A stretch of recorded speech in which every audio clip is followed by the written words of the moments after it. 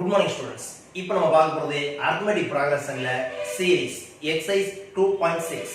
இதுவரைக்கும் நம்ம பார்த்தது எல்லாமே understanding problem, knowledge problem, skills problem. Next பார்க்க போறது என்னன்னு கேட்டிங்கனா applications problems. Very easy. இப்போ question number 8.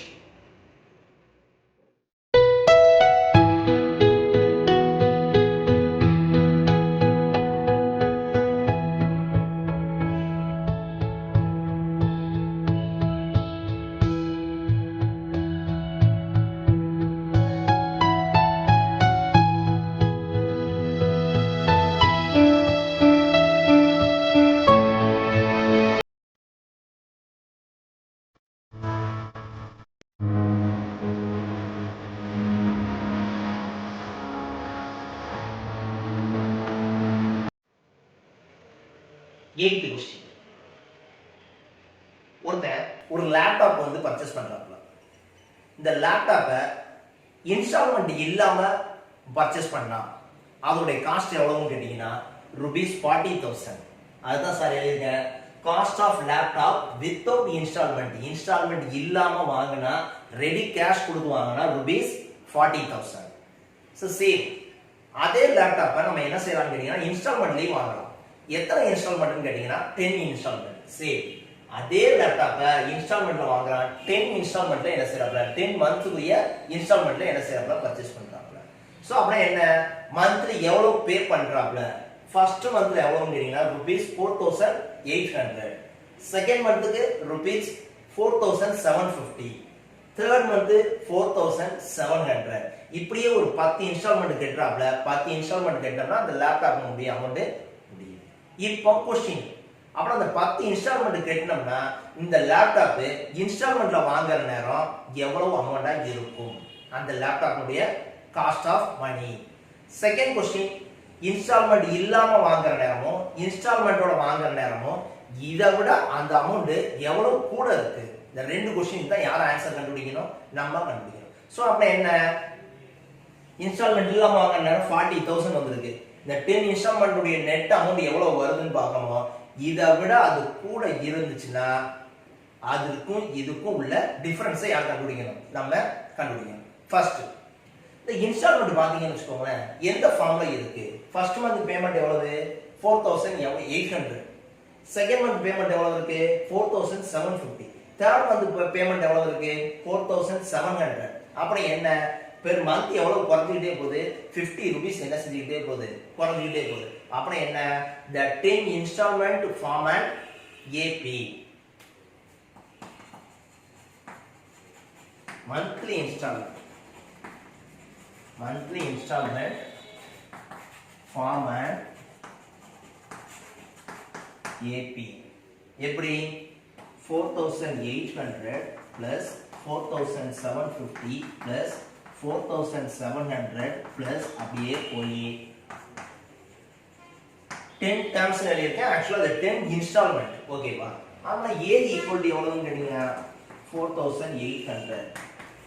D equal to எவ்வளவுன்னு கேட்டீங்கன்னா second term minus first term. therefore 4,750 minus 4,800.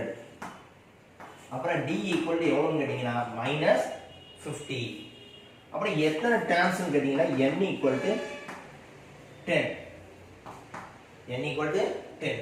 So அப்ப n ஈக்குவல் டு 10 தெரிஞ்சு வச்சு இந்த 10 இன்ஸ்டால்மெண்ட் பே பண்ணா எவ்வளவு அமௌண்ட் வந்திருக்கும்? therefore Sn equal to n/2 2a plus n minus 1 into d. அப்படியே ஃபார்முலா சப்ஸ்டிட்யூட் பண்ண தான் போறோம். Sn equal to sum of the 10 terms, அதாவது sum of the 10 installment. அப்படி S10 ஈக்குவல் டு 10/2 10/2 2a. அப்புறம் 2 into a எவ்வளவுன்னு நமக்கு தெரியும். a எவ்வளவு? 4,800 plus n minus 1. n minus 1ங்கிறது என்னது? 10 minus 1 into d எவ்வளவுன்னு கேட்டீங்கன்னா minus 50. இத கட் பண்ணா எவ்வளவு வரும்? இத கட் பண்ணா 5. 4,800 into 2. 4,800 into 2 எவ்வளவுன்னு கேட்டீங்கன்னா 9,600 plus 10 minus 1 எவ்வளவுன்னு கேட்டீங்கன்னா 9. 9 into 50. 9 into minus 50. முன்னாடி என்ன இருக்கு? 5. 5 into 9600 minus ஏன் கேட்டீங்கன்னா plus into minus minus. So 9 into 50 எவ்வளவுங்களா? 450. Therefore 5 into 9600ல 450 subtract பண்ணோம்னா எவ்வளவுன்னு கேட்டா 9150. 9150. Therefore the product of the 5 into 9150 எவ்வளவுன்னு கேட்டீங்கன்னா 45750.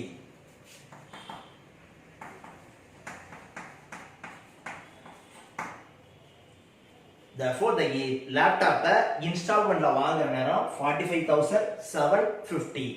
அப்படி என்ன? first question.